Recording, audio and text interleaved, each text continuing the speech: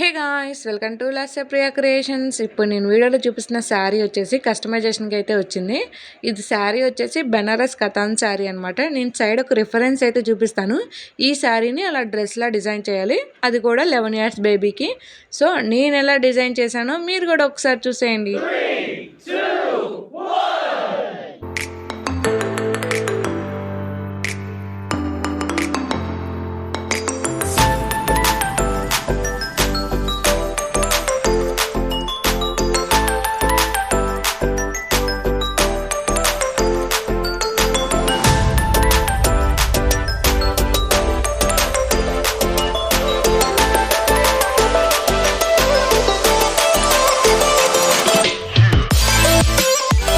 ఫైనల్గా శారీని ఇలా డ్రెస్లా కన్వర్ట్ చేశాను. అవుట్ఫిట్ మీకు ఎలా అనిపించిందో చిన్న కామెంట్ అయితే చేసేయండి.